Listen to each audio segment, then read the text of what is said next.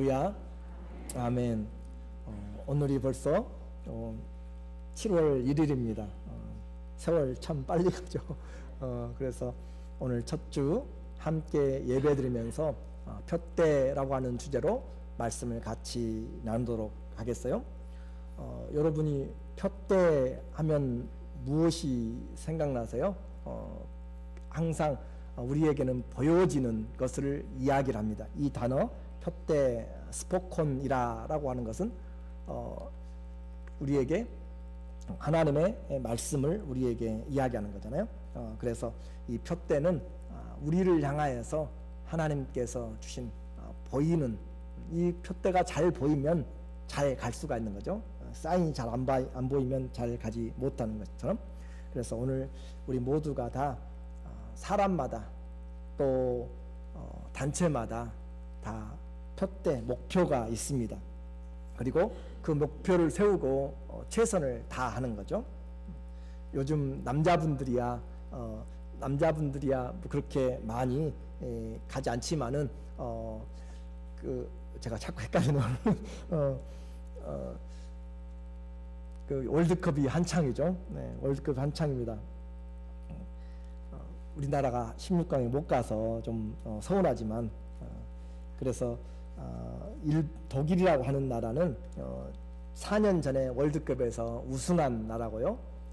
또 FIFA 세계 축구협회에서 정한 랭킹 1위의 나라입니다. 그런데 그 나라가 한국에 져서 이번 대회에 16강에 나가지 못했어요. 그래서 한국은 16강에 가지 못했어도 이 독일을 이겼다고 호들갑을 떨고 있고 다들 자기 수준에 지금 맞게 사는 거잖아요. 제가 말씀드리려고 하는 것은 목표를 어디다 두느냐에 따라서 우리가 달라지게 되고 준비도 달라지게 되고 인생이 달라지게 되는 것이에요. 그래서 신앙에도 목표가 있습니다.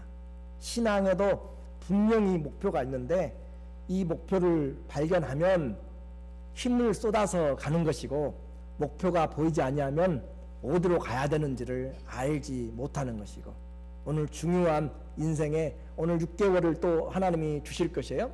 2018년 6개월 남은 이 6개월을 하나님이 분명하게 푯대를 보여주면 달려갈 수 있는 마음에 준비를 할 거지만, 그렇지 않으면 의욕도 떨어지고 어제나 오늘이나 뭐 별다른 것이 뭐가 있어요? 달만 바꿨고 또 달력만 한 장 찢어냈지 달라진 것이 없어요. 그런데 신앙의 분명한 푯대를, 목표를 발견하게 되면 우리는 그 삶이 우리를 이끌어가고 그 삶에 우리 자신을 헌신할 수 있게 하는 거죠. 하나님은 공평하세요. 지금도 공평하셔서 우리 모두에게 하루에 24시간을 다 주셨습니다. 그래서 그 시간을 통하여서 우리는 어떻게 그 시간을 쓰는가, 사람마다 완전히 달라요. 그래서 목표가 있는 사람은 정말 그 시간을 가지고 쪼개서 바쁘게 그렇게 살아가요. 그러나 그런 목표가 없는 사람은 그냥 자고 일어나고 싶을 때 일어나고 눕고 싶을 때 눕고 행하고 싶을 때 행하고 자기 원하는 시간에 살아가는 사람들이 있습니다. 그래서 결국 이 금 같은 시간을 사용하는 시간은 천차만별로 하늘과 땅처럼 달라지게 된다라고 했습니다. 초능을 아껴서 사용하는 사람들, 제가 군 복무할 때 높은 사람들의 스케줄들을 맞춰가면서 할 때가 있었는데 15분 간격으로 타임테이블이 짜지는 것들을 보게 돼요. 누가 와서 영접하고 만나고 시간별로 그렇게 하루가 일주일씩 그렇게 15분 단위로 나누어지는 것들을 보게 되죠. 우리 인생에도 하나님 앞에서 같이 신앙생활하면서 어떻게 하면 주님 앞에서 남은 삶이 헛되지 않게 살아갈 것인가, 오늘 아주 중요한 부분을 같이 보게 되는데 사도 바울을 통해서 같이 보려고 합니다. 우리의 신앙의 목표, 여러분의 신앙의 목표는 무엇인지 같이 보는 것이에요. 첫 번째, 바울이 우리에게 말해주는 목표 첫 번째는 예수 그리스도를 발견하는 것입니다. 예수 그리스도를 발견하는 것이 신앙의 첫 번째입니다. 그냥 발견하는 것 말고 그냥 예수님 우리의 구세주다라고 하는 그런 수준에서 말하지 말고 예수님 정말 그분이 나의 인생의 모든 것 된다라고 하는 그것을 발견하셨는가라고 하는 그 물음입니다. 그래서 이 바울에게 있어서 예수님은 그냥 내가 믿어서 볼만한, 내가 인생을 한번 좀 필요하니까 내게 도움을 줄 만한 그런 사람, 그런 부분으로 예수님을 알지 않았어요. 그의 사도 바울의 신앙의 목표 첫 번째는 예수님을 아는 것인데 그 예수님에게 자기 인생을 걸 정도로 알았어요. 어떨 정도로 알았다고요? 인생을 걸어, 인생을. 여러분 인생 걸어보셨어요? 요즘 비트코인이나 그 암호화폐 때문에 돈 걸었다가 아주 패가 망신하는 사람들 많이 있죠. 인생을 건 바울이 예수님에게 인생을 걸었다. 빌립보서 1장 20절과 21절에 보면 나의 간절한 기대와 소망을 따라 아무 일에든지 부끄럽지 아니하고 지금도 전과 같이 온전히 담대하여 살든지 죽든지 내 몸에서 그리스도가 존귀하게 되게 하려 하나니. 내가 살아도 죽어도 내 안에서 누가 존귀케 되기를 원한다고요? 주님이 존귀케 되기를. 어떠세요? 우리 성경을 그냥 글씨로만 읽지 말고 주님이 주신 하나님의 말씀으로 한번 받아서 보자고요. 하나님의 말씀 안에서 지금 인생에서 과거에도 그래왔고 앞으로도 마찬가지로 내가 지금 감옥에 있는 바울이잖아요. 그러면서도 감옥에 있든지 감옥 밖에 있든지 문제가 아니라 내 인생 안에서는, 내 몸 안에서는 누가 존귀케 되기를 원한다고요? 그리스도 예수께서 존귀케 되는 것이 내 기대요 소망이고 내 간절한 바람이다 라고 하는 것입니다. 한번 우리 신앙과는 너무 거리가 멀어서 그냥 생각도 안 되고 그럴지 몰라요. 그런데 신앙은 분명히 같은 주님을 믿고 있습니다. 저도 바울도 아브라함도 모두가 다 동일한 하나님 그분을 믿고 있는 것이에요. 그런데 이 사람의 인생의 신앙의 인생의 첫 번째는 그리스도를 발견하는 것. 그래서 21절 보니까 내게 사는 것이 누구예요? 그리스도니. 내게 사는 것이, 바울 안에 사는 분이 그리스도랍니다. 여러분 안에서는 누가 사세요? 여러분 안에서는, 내 안에서는 누가 사세요? 내가 살고 있다고 대답하면 우리는 아직 신앙의 주님을 올바로 발견한 것이 아니죠. 그냥 예수님을 아는 거죠. 그냥 예수님을 들었어요. 그런데 예수님으로 인하여서 내가 정말 모든 것보다 내 인생을 걸 만한 그분으로는 전혀 거리가 멀죠. 쓰다가 남은 시간이나 쓰다가 남은 물질이나 시간에 어떤 재능들이 있으면 그냥 그렇게 한 번씩 구제하는 거죠. 도와주는 거죠. 내게 사는 것이 그리스도니 죽는 것도 유익함이라. 죽는 것도 주님이 유익할 때 죽겠다 그 말이에요. 죽는 것도 주님이 유익하다면 죽음까지도 주님의 유익을 위해서 내어놓겠다라고 하는 내용입니다. 그것이 바울이 신앙의 목표에서 첫 번째 발견한 예수 그리스도를 아는 것입니다. 우리는 예수님을 이렇게 알고 계세요? 예수님을 알되 그분을 정확하게 알아야 우리의 신앙이 살아갈 수가 있는 것이죠. 모세는 신앙생활하면서 주님의 영광을 구했다고 그랬죠. 주님이 함께 가는 것, 그렇죠? 주님이 가나안 땅에 올라가지 않으면 나 올라가지 않겠습니다 라고 하는 거잖아요. 가나안 땅에 젖과 꿀이 흐르는 땅에 그 집을 주님이 주시고 그 영토를 주시고 거할 수 있는 모든 산물들을 다 줘도 기도의 응답을 풍성하게 쌓아놓고 기다려도 나는 주님이 함께 가지 않으면 안 가겠습니다. 내게 아무런 의미가 없다고 그랬고 나에게 주님의 영광을 보여주세요 라고 구약에서 모세가 그렇게 소원했다면 바울은 지금 무엇을 붙잡고 있냐면은 예수 그리스도를 내가 알기를, 내가 그분에게 인생을 걸기를 그는 붙잡고 기도하는 거죠. 그리고 예수님을 알되 그냥 아는 것이 아니라 최고의 지식으로 알았습니다. 빌립보서 3장 7절과 8절에 보면은 그러나 무엇이든지 내게 유익하던 것을 내가 그리스도를 위하여 다 해로운 것으로 여길 뿐더러 또한 모든 것을 해로 여김은 내 주 그리스도 예수를 아는 지식이 최고로 가장 고상함을 인함이라. 내가 그를 위하여 모든 것을 잃어버리고 배설물로 개똥으로 여김은 그리스도를 얻고 그 안에서 발견되려 함이니. 제가 말을 여기다 더한 것은 그 배설물 말이 그 말이기 때문에 그래요. 그래서 그리스도를 아는 것이 그의 인생에서 최고의 지식이었습니다. 최고의 가치였고요, 최고의 능력이었어요. 박사학위가 문제가 아니라 그의 인생에서 최고의 아는 것이 바로, 알아야 될 것이 바로 예수님을 알고 나니까 그 모든 것, 내가 가지고 있었던 가말리엘의 그 학벌이나 또 자기가 히브리인 중에 히브리인이요, 그런 그런 모든 것들이 전부 다 그 주님 앞에서는 다 배설물, 쓰레기로 다 보이더라고요. 쓰레기로. 근데 오늘 우리는 쓰레기 붙잡으려고 지금 신앙생활 하잖아요. 할 수만 있으면 내게 좀 쓰레기들 좀 모아보려고 예수님을 그렇게 생각하는 사람들이 많이 있어요. 예수님을 아는 것 어떻게 아느냐? 제대로 안다면 우리는 정말 우리의 신앙의 삶에서 분명히 변화가 일어날 수밖에 없습니다. 아직도 여전히 주님을 발견하지 못했습니까?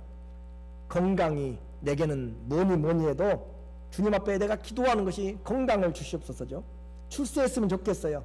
안정된 노후를 주셨으면 좋겠고, 좀 돈 좀 있었으면 좋겠고, 그래요. 다 좋아요. 그런데 그리스도를 얻지 못하면 천만금 있어도 다 필요 없고요, 천년의 갑절을 살아도 아무런 의미가 없고, 심지어 가나안 땅으로 예비된 천국에 가도 그리스도가 없으면 아무런 의미가 없다는 것이 성경이 우리에게 말씀하고 있는 내용입니다. 본질을 놓치면 안 됩니다. 다시 시작하면서 우리의 신앙의 목표가 그리스도가 되기를 정말 간절히 축원합니다. 목표가 정해졌고 바울은 그리스도를 그의 인생에서 존중히 여기기 위해서 불필요한 것들, 쓰레기들을 버리기 시작한 것이죠. 오히려 자기 자랑들, 내세울 것들을 다 뒤로 치우면서 자기의 자랑들을 다 버리기 시작했어요. 왜냐하면 내 안에서 살아도 죽어도 주님이 존귀히 되기를 원하는 그 마음 때문에, 그래서 그리스도가 차지하는 분량을 커지게 하기 위해서, 그리스도가 잘 안 보여요. 내가 알고 있는 지식 때문에, 내가 가지고 있는 건강 때문에, 내가 가지고 있는 돈 때문에, 내가 가지고 있는 집 때문에, 아니면 내가 가지고 있는 가족들이나 그 어떤 것들 때문에 그리스도가 잘 안 보인다면 그것을 해로 여겼다라고 하는 것이에요. 그리스도가 잘 보이지 않아요. 내가 신앙생활하는데 주님이 가려져서 잘 보이지 않으면 그 가리고 있는 것들을 뭐로 여겼어요? 쓰레기로 여겼단 말이에요. 여러분, 예수님 잘 보이세요? 전혀 다른 이야기를 제가 지금 하고 있는가요? 예수님이 잘 보이지 않으면 우리는 주님을 잘 발견하도록 주님 앞에 다시 서야 됩니다. 그래서 그리스도를 보이지 않도록 하는 것을 전부 다 가지치기를 하는 거죠. 전부 다 가지쳐서 다 버리고, 쓰레기통에 버리고, 말로만 주님을 목표로 하지 않고 실제로 주님을 그 분명하게 보도록 그 주님에게 인생을 걸었다라고 했습니다. 로마서 14장 8절에 보니까 우리가 살아도 주를 위하여 살고 죽어도 주를 위하여 죽나니 그러므로 사나 죽으나 우리가 주의 것이로다. 그는 로마에 보내는 교회 편지든지 빌립보에 보내는 편지든지 어디에서든지 그리스도는 나에게만 아니라 우리의 주가 되어서 그분을 위해서 내가 살고 그분을 위해서 죽는 것이 신앙이다 라고 그렇게 이야기를 했어요. 그러니까 성경을 정말 우리가 하나라도 정확하게 보고 믿는다면 우리 신앙은 분명히 달라질 수밖에 없고, 그 믿음으로 나갈 때 주님이 우리와 함께 하시고 내가 너와 함께 함이라 놀라지 말라 내가 너의 하나님이 됨이라고 그렇게 말씀하는 그 음성을 들을 수가 있을 것입니다. 오늘 우리에게 또 나는 지금 내가 살면서 지금 누구를 위해 살고 있는지 그것을 한번 보아야 돼요. 진짜로 예수님을 위해 사는지 가짜로 예수님을 위해 사는지 우린 진짜 한번 주의 말씀 앞에 서야 될 필요가 있는 것이죠. 그리스도, 우리가 알아야 될 최고의 가치고 최고의 능력이고 최고의 지식입니다. 그래서 그 분이 내 안에서 커지도록, 여러분을 보면 여러분의 히스토리가 보이는 것이 아니라 주님의 산 증거가 보일 수 있도록, 주님과 함께함이 보일 수 있도록 하는 것이, 인생을 70년 100년을 살 때 주님이 내 안에서 내가 이와 같이 오래 살았구나 라고 하는, 주님과 함께 사는 흔적이 없다면 우리는 그냥 육신의 나이만 많이 먹어가고, 성경의 창세기 4장에 보면, 4장과 5장에 보면은 이 아담의 후손, 아담과 셋의 후손만 900년 800년을 산 것이 아니라 가인의 후손들도 전부 똑같이 살았어요. 무슨 말인지 알죠? 이 시대에도 마찬가지, 예수님 믿는다고 100살 200살 더 사는 것이 아니고, 예수님 안 믿어도 똑같이 지금 70년 100세 시대를 똑같이 산다니까요. 예수 믿는다고 더 많이 사는 것이 뭐 조금 차이는 있을 수 있을지 모르겠지만, 그런데 그들의 인생은 900년을 살아도 하나도 몇 년을 살았다는 기록이 없다니까. 기록이. 성경 어떻게 우리가 봐야 되는 것이에요. 하나님 앞에 우리는 서서 주님 앞에 정말 예수 그리스도를 알기를 원합니다. 그것을 우리는 품어야 될 것입니다.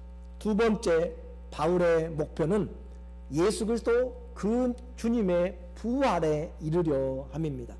예수님을 알았어요.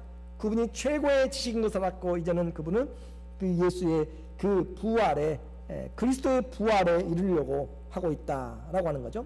3장 10절, 오늘 본문 3장 10절에 내가 그리스도와 그 부활의 권능과 그 고난의 참여함을 알려 하여 그의 죽으심을 본받아 어찌하든지 죽은 자 가운데서 어디에 이르려 하노니? 부활에 이르려 하노니. 그 부활, 그냥 죽은 자가 살아난다라고 하는 그런 부활이 아닙니다. 그리스도의 부활을 이야기합니다.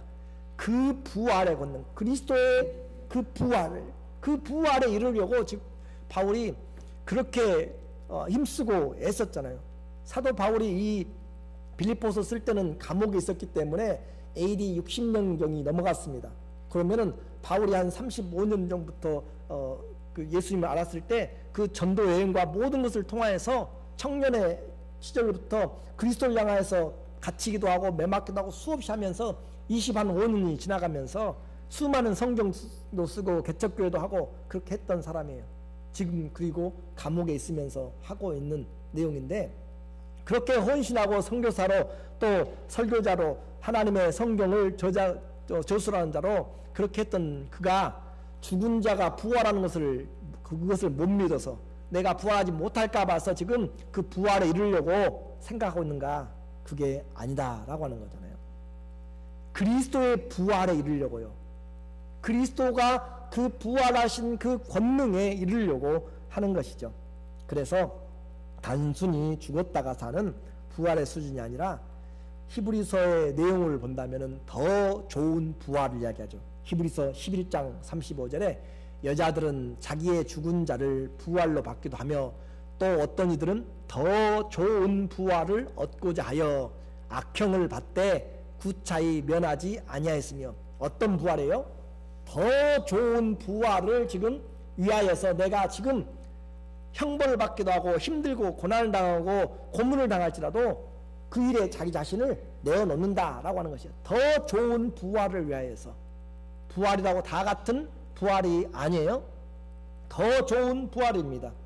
고린도전서의 부활의 장에서 우리에게 살펴본다면 고린도전서 15장에 보니까 41절에 해의 영광도 다르고 달의 영광도 다르며 별의 영광도 다른데 별과 별의 영광이 다르도다. 죽은 자의 부활도 이와 같으니. 죽은 자의 부활도 이와 같아요. 썩을 것으로 심고 썩지 아니할 것으로 다시 살며, 욕된 것으로 심고 영광스러운 것으로 다시 살고, 약한 것으로 심고 강한 것으로 다시 살며, 육의 몸을 심고 신령한 몸으로 다시 사는데 어떤 고난을 당하였는가? 그리스도를 향해서 어떤 삶을 살았는가? 그래서 바울이 내가 그 그리스도의 그 부활에 동참하려면 그리스도에 당한 그 고난에 내가 동참해야 그 부활의 영광에 참여한다라고 생각하면서 내가 그 부활에 동참하기를 간절히 바라고 있는 것을 보게 됩니다. 우리는 아직 부활의 영광을 받지 못하였습니다. 알지를 못합니다. 한 가지 분명한 것은 그리스도의 고난과 죽으심에 동참해야 그리스도의 부활에 이르게 되는 거죠. 그래서 부활의 권능에 이르려고 예수님이 죽음에서 부활하시고 어떻게 하셨죠? 하늘 보좌 우편에 앉아 계시죠. 하늘 보좌 우편에 앉아 계신 그 부활의 권능, 그것을 지금 알려고, 거기에 이르려고 바울이 자기의 있는 어찌하든지 할 수 있는 대로 최선을 다해서 그 부활의 삶을 살려고 하는 것이다 라고 말씀하고 있습니다. 그것은 고통으로부터 온다라고 이야기했죠. 바울은 부활의 영광을 아는 것, 그것에 만족하지 않았습니다. 신앙의 경주를 계속하여서 그 부활의 권능에 이르려고 그는 하고 있는 것이죠. 3장 12절, 빌립보서 3장 12절에 내가 이미 얻었다 함도 아니요 온전히 이루었다 함도 아니라 오직 내가 그리스도 예수께 잡힌 바 된 그것을 잡으려고 쫓아가노라. 바울이 말씀드린 것처럼 주님 앞에 헌신하면서 신앙생활을 지속적으로 해나가고 교회들을 세우고 핍박에 받고 동족의 위험과 강의 위험과 바다에서 파산한 것이 일주일씩 여러 번이고 매를 맞대 태장으로 5번씩 그렇게 맞아가면서 그렇게 고난을 당하고 했지만 그는 내가 지금 그것을 붙잡았다라고 생각하지 않고 내가 이루었다라고 생각하지 않습니다. 그는 교만하지 않았습니다. 어떠세요? 우리는 신앙생활하면서 한번 이렇게 수고하고 애쓰면서 그래도 내가 이 교회를 세웠는데, 그래도 내가 이렇게 부엌에서 아니면 다른 곳에서 일하고 내가 그래도 교회의 중직인데 라고 생각하는 사람들에게는 설 자리가 없게 만드는 바울의 고백이죠. 내가 이미 얻었다 한 것도 아니고 이루었다 한 것도 아니고 오직 그의 관심은 앞을 향해서 그리스도 예수께 잡힌 바 된 그것을 잡으려고 쫓아간다. 이 말의 연결성을 잘 보면 그리스도 예수께 잡힌 바 된 것이 뭐냐면 예수 그리스도께서 그를 붙잡은 것을 이야기합니다. 예수님이 바울을 붙잡았죠. 예수님이 그를 붙잡았기 때문에 그 주님이 붙잡은 그것을 이제 주님 앞에서 그가 달려가는 그 표현을 쓰고 있다라고 하는 거죠. 그리스도께서 나를 그의 것으로 만드셨기 때문에, 그리스도께서 나를 붙들어 주셨기 때문에 이제 내가 그 잡힌 바 된 주님이 왜 나를 붙잡으셨는가, 주님이 어떠한 사랑으로 나를 붙잡으셨는가, 나의 그 주님이 붙잡아 주신 그것을, 나를 만드신 그것을 위하여서 내가 쫓아간다, 달려가노라 라고 그렇게 말합니다. 신앙의 균형을 이야기하고 있어요. 자, 신앙은 우리가 주님을 위해서 찾아가는 것이 아니라 주님이 우리를 붙잡아 주셨기 때문에, 주님이 우리를 불러 주셨기 때문에 시작하는 것이죠. 다시요. 주님이 우리를 붙잡아 주셨기 때문에 우리는 이제 가만히 있는 것이 아니라 주님이 붙잡아 주신 그것 때문에, 주님이 나를 붙잡아 주셨기 때문에, 주님이 나를 그의 것으로 만들어 주셨기 때문에 이제 내가 그 주님이 붙잡아 주신 그 사랑을 위하여서, 그 목적을 위해서, 사명을 위해서 내가 달려가노라. 그것을 붙잡으려고 달려간다. 신앙의 균형입니다. 주님이 우리를 붙잡아 주셨으면 가만히 천천히 유람하면서 다니다가 천국 갈 때 그냥 올라가는 것이 아니다 라고 하는 거죠. 주님이 붙잡아 주셨기 때문에, 주님이 나에게 사랑을 보여주셨기 때문에 그것을 위해서 내가 전심하여서 달려가는 것이 신앙의 균형 잡힌 사람. 세상을 살다 보면 균형 잡히지 않은 것들을 많이 보게 돼요. 우리가 반드시 걸어가려고 해도 귀에서 균형이 제대로 잡히지 않으면 비틀거리는 거죠. 발이 밸런스가 안 맞으면 비틀거리는 것이에요. 그런 것처럼 신앙에 주님이 주신 것과 내가 살아가는 것에 있어서 균형을 잡지 못하는 사람들이 많이 있습니다. 주님이 우리를 붙잡으셨다는 것을 안다면 어떻게 해야 돼요? 그 붙잡은 나를 만드신 주님을 향해서 달려가고 그분에게 쫓아가는 것이 신앙의 균형이다 라고 그렇게 말씀을 하고 있습니다. 그래서 그렇게 달려가는 형제들아 라고 13절에서 이야기를 해요. 13절에서 형제들아, 나는 아직 내가 잡은 줄로 여기지 않고 오직 한 가지 일, 즉 뒤에 있는 것은 잊어버리고 앞에 있는 것을 잡으려고. 뒤에 있는 것은 잊어버리고 얼마나 많은 사역의 삶을 살았어요. 그런데 그것은 다 성공했든지 또 아니면 실패했든지 지나간 것은 다 묻어버리고 오직 내가 한 가지 가지고 있는 것은 뭐냐? 뒤에 것은 잊어버리고 앞에 있는 것을, 그것을 붙잡으려고 내가 쫓아간다라고 그렇게 말씀을 하고 있습니다. 내가 이미 얻었다 한 것도 아니고 온전히 이루었다 한 것도 아니다. 내가 붙잡으려고 하는, 주님이 붙잡으려고 하는, 아직까지 내 마음에 감정에 상처가 있든지 내 마음에 또 분노가 있든지 섭섭한 사람들의 관계가 있을 수 있어요. 내가 이렇게 한 성공의 히스토리가 있을 수 있어요. 그런데 그런 모든 것들도, 경력들도 전부 다 어떻게 해요? 뒤로 하고, 여러분이 쌓아왔던 모든 것들을 다 뒤로 하고 오직 우리가 가야 될 것은 주님이 우리에게 부르신 그 부름을 향해서 가는 것이 진정한 신앙의 목표를 잡은 것이죠. 그래서 바울은 지금 감옥에 있다라고 그랬어요. 주님 때문에 감옥에 있습니다. 그런데도 불구하고 그와 같은 수고도 불구하고 다 뒤로 하고 앞을 향해서 가고 있는 사람. 그래서 신앙은 다른 사람과 비교하지 마십시오. 다른 사람 이렇게까지 많이 했는데요, 그렇게 하지 말고 내게 하나님이 나를 붙잡아 주신, 예수님이 나를 만드신, 붙잡아 주신 그것을 붙잡고 나가는 것이죠. 여러분에게 한번, 저에게도 똑같은 질문합니다. 지금 영적인 성숙과 신앙의 경주에 만족하고 있습니까? 아니면 나는 지금 달려가고 있습니까? 아니면 주저앉아 있지는 않습니까? 라오디게아 교회처럼 뜨겁지도 않고 차지도 않습니까? 미지근한 신앙에 머물러 있지는 않습니까? 과거의 신앙의 추억들, 내가 젊었을 때는 나도 그렇게 열심히 했는데, 그래요. 과거는 바울은 분명히 잊어버리라 라고 했습니다. 또 지금 이제 지치고 피곤하여 쉬고 싶다라고 생각하지 않습니까? 다시 일어나라고 말씀합니다. 바울의 신앙의 여정에는 붙잡아야 할 것이 분명히 있음을 알았습니다. 여러분의 신앙생활 하시면서 무엇을 붙잡으려고 하세요? 내 자녀들의 장가가고 좋은 잡잡고 또 손자들 커나가는 것, 그것을 붙잡으려고 하세요? 내가 정말 신앙의 목표에서 무엇을 붙잡아야 될 것인지, 그것은 내가 쉽게 붙잡을 수 있는 것이 아닙니다. 인생의 열을 다 쏟아서 달려가야 될 내용입니다. 우리는 그렇다고 해서 포기할 수도 없습니다. 왜냐하면 너무나 분명하고 약속이 확실하기 때문에 그렇습니다. 또 영광스럽기 때문에 우리는 포기할 수가 없습니다. 주님의 부활, 바울이 원했던 것은 주님의 그 부활입니다. 그 부활의 권능에 참여하려고 그는 주님이 당한 고난에 자기 자신을 그곳에 참여시켰습니다. 주님은 우리의 손을 지금 붙잡고 놓지 않고 있습니다.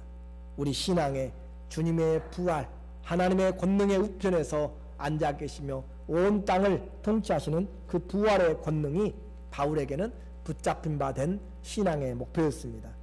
오늘 우리가 무엇으로, 약한 것으로 심고 강한 것으로 다시 살게 됩니다. 썩은 것으로 심고 썩지 아니할 것으로, 영광스러운 것으로 다시 부활하게 됩니다. 부활을 사모하시기를 원합니다. 마지막으로 바울이 붙잡았던 신앙의 목표 세 번째는 상을 위해서 쫓아갑니다. 상을 위해서 쫓아간다. 오늘 14절에서 우리에게 말을 하고 있어요. 둯대를 향하여 그리스도 예수 안에서 하나님이 위에서 부르신 부름의 상을 위하여 쫓아가노라. 그리스도 예수를 그는 첫 번째로 붙잡았다고 했습니다. 그리고 그리스도의 그 부활을 두 번째로 붙잡고, 세 번째 그 주님이 부르신 상이 있어요. 그렇게 수고하고 애쓰며 살아온 그들에게 주님께서 상을 예비하셨다라고 하는 거죠. 위에서 부르신 부름의 상입니다. 위는 하늘을 이야기합니다. 우라노스, 하늘에서 부르신 상, 하늘에서 우리를 불러주셨고 그곳에서 준비하신 상, 그러니까 이 땅에서 받는 상으로 만족하지 마시고 이 땅의 상들은 다 우리에게 하나님의 나라의 것들을 예표하는 그림자에 불과합니다. 우리의 부르심은 어디서 불렀다고요? 위에서 부르심, 하늘의 부르심입니다. 히브리서 3장 1절에 보면 그러므로 함께 어디에 부르심을 입었어요? 하늘의 부르심을 입은 거룩한 형제들아, 우리의 믿는 도리의 사도시며 대제사장이신 예수를 깊이 생각하라. 우리는 전부 다 하늘의 부르심을 입었기 때문에 땅의 부르심에 너무 연연해하지 마세요. 땅의 부르심 때문에 목숨 걸지 마시고 하늘의 부르심에 귀를 기울여야 되고요. 하늘의 부르심에 우리의 삶을 드려야, 그래서 주님이 그 위에서 부르신 그분이 위에서 우리에게 상을 준비하시고 계신다라고 하는 것을 보아야 되는 거죠. 그것을 보지 못하니까 이 땅만 보고 뛰어가는 것이에요.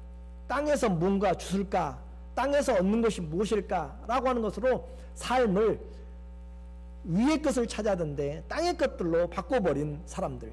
독수리가 하늘 창명을 높이 날아야 되는데 땅에서 병아리처럼 살아간다면 그의 인생이 아니고 독수리의 삶은 합당하지 못한 것이잖아요.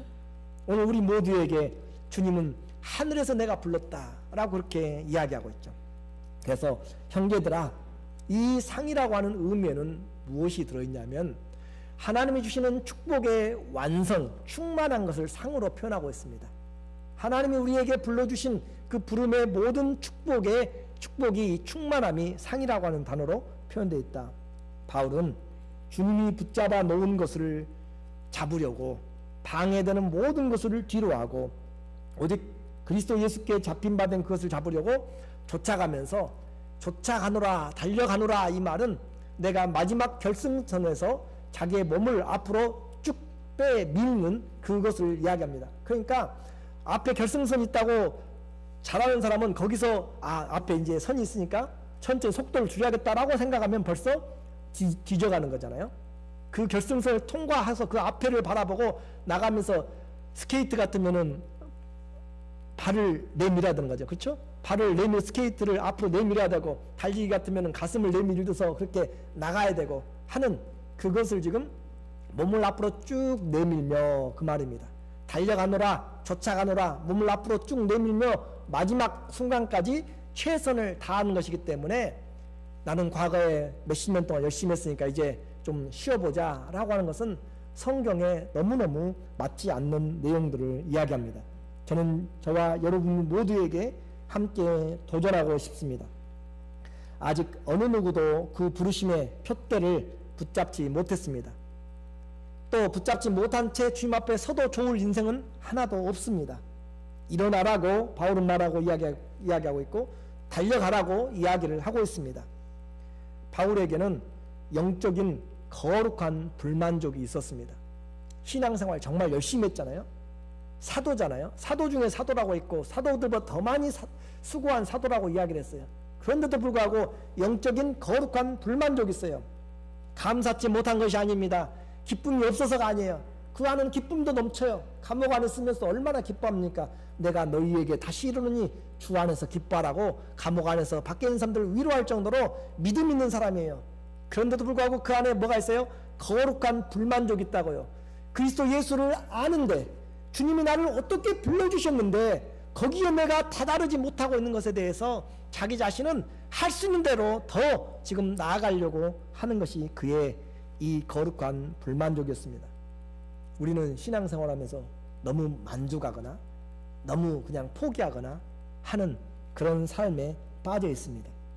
주님의 은혜 때문에 더 할 수 있는데 아직 더 붙잡지 못해서 안타까운 자신의 거룩한 열정과 불만족이 이 모든 것, 자기가 잡았다고 생각되는 것들 전부 다 뒤로 해버리고 나는 오직 한 가지 일, 나를 붙잡으신 그 주님, 나를 위해서 기다리고 계신 그 주님을 향하여서 주님의 품 안에 달려가기까지 나는 지금 내 몸을 빼서 내가 앞으로 나가기를 원한다. 화살이 앞으로 관역을 향하여서 나아가듯 주님이 부르신 부르심의 상, 그곳에 내 온 삶이 통과하기까지 내가 가고자 하는 열정이 지금 이 빌립보서 3장에 우리를 향하여서 정말 달려오고 있고 말씀하고 있는 것이죠. 무엇을 쫓아가고 있습니까? 내 나이에 무엇을 헌신합니까? 언제까지 믿음을 주시옵소서, 언제까지 은혜를 더 주시옵소서, 언제까지 기적을 주시옵소서라고만 그렇게 동일한 기도만 하고 계실 것입니까? 나의 자랑과 나를 붙잡는 모든 것들을 뒤로하고 잊어버리고 신앙의 목표를 분명히 하시기 원합니다. 그리스도를 붙잡지 못한 인생은 모든 것을 붙잡아도 아무것도 얻지 못합니다. 반대로 모든 것을 잃어도 그리스도를 붙잡은 사람은 인생의 최고의 지식이요 최고의 가치, 가장 고상한 그리스도를 발견한 삶입니다. 그리고 그 주님이 우리에게 부활의 권능으로 우리에게 말씀하고 계십니다. 부활하신 주님을 그는 만났을 때 모든 것이 변화했습니다. 부활의 권능에 이르려고 그는 다시 자기의 온 힘을 기울여서 앞을 향하여 주님이 하늘에서 부르신 부름의 상을 향하여서 정말 달려가면서 그는 지치거나 또 낙심하거나 또 거기 때문에 원망하거나 다른 것들로 시비하거나 사람들 관계로 인하여서 뒤로 물러가거나 그렇게 따지거나 그렇게 하지 않고 오직 표대를 향하여서 달려가고 있습니다. 여러분은 경주자입니다. 신앙의 경주는 뒤로 물러서서는 안 되는 것이죠. 표대가 흔들려서도 안 됩니다. 내일은 이쪽 표대로, 내일은 또 오늘은 내일은 점점 바꿔지게 된다면 그건 합당하지 않습니다. 우리의 표대는 그리스도 예수를 얻고 그 안에서 발견되는 것입니다. 예수를 알고 예수를 얻고 그 안에서 발견되는 것, 그것이 바울이 말한 거죠. 그렇게 해서 결국 그는 그의 인생을 마칠 때가 되었습니다. 인생을 마치며 그는 알았어요. 아, 여기가 주님이 요구하신 결승선이구나.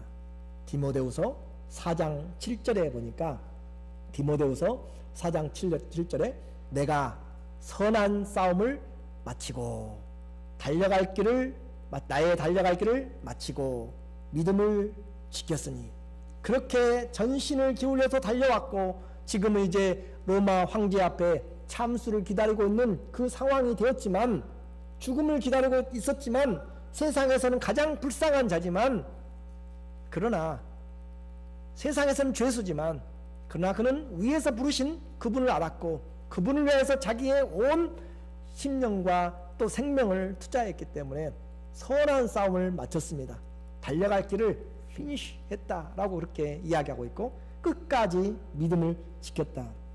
영원히 붙잡지 못할 것 같았지만 청년의 때 주님께 붙잡혀 주님을 붙잡으려고 쫓아갔더니 인생의 여정이 다 끝날 때 그를 기다리시는 주님 앞에 그는 분명히 보았습니다. 주님이 상을 가지고 오신 것을 그는 분명히 보았어요. 디모데후서 4장 8절에 보니까 이제 후로는 나를 위하여 의의 면류관이 예비되었으므로 주 곧 의로우신 재판장이 그날에 내게 주실 것이니 내게만 아니라 주의 나타나심을 사모하는 모든 자에게니라. 주님을 향하여서 주님이 의로우신 재판장이 가지고 오는 그 상을 그는 이미 보고 있는 것입니다. 오늘 우리는 무엇을 보고 삽니까?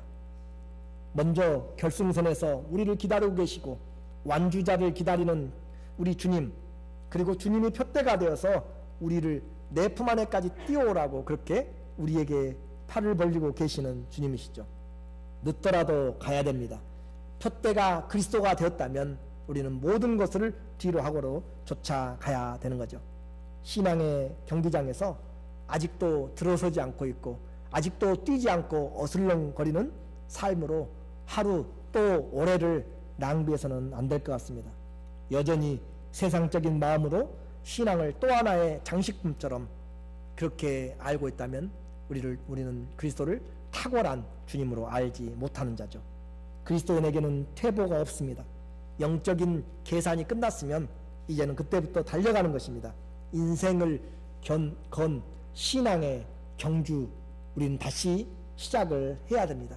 인생을 건 신앙의 경주, 그러려면 뭐가 분명해야 돼요? 표대가 분명해야 돼요. 내가 어디로 달려갈 것인지, 무엇을 붙잡을 것인지를 알아야 내가 전력 질주를 하게 되는 것이죠. 그리고 그 출발선에서 마칠 수 있을까 걱정하지 마십시오. 부르신 주님께서 내가 너와 함께 하겠다, 두려워하지 말라, 내가 너의 하나님이 됨이라 라고 그렇게 말씀하고 있고, 시작할 때 붙잡으신 주님께서 끝까지 마친다라고 이야기를 하셨습니다. 이 목표는 우리 모두가 붙잡아야 될 필수적인 신앙의 목표입니다. 신앙은 경주입니다. 그래서 히브리서 12장 1절의 말씀에 이러므로 우리에게 구름같이 둘러싼 허다한 증인들이 있으니 모든 무거운 것과 얽매이기 쉬운 죄를 벗어버리고 인내로써 우리 앞에 당한 내 인생에 당한 경주를 레이스를 피니시할 때까지 지속적으로 우리는 뛰어가야 되는 것이죠. 오늘 신앙의 출발 배경은 다를 수 있습니다. 그러나 목표, 결승점은 위에서 부르신 부름의 상이고 그리스도 예수의 품 안에까지 그분의 부활에 이르기까지 우리가 달려가야 될 목표는 변치 않습니다.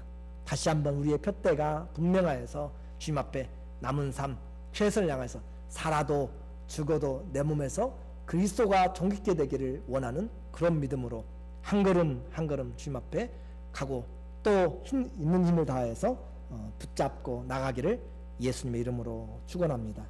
아멘. 기도하겠습니다.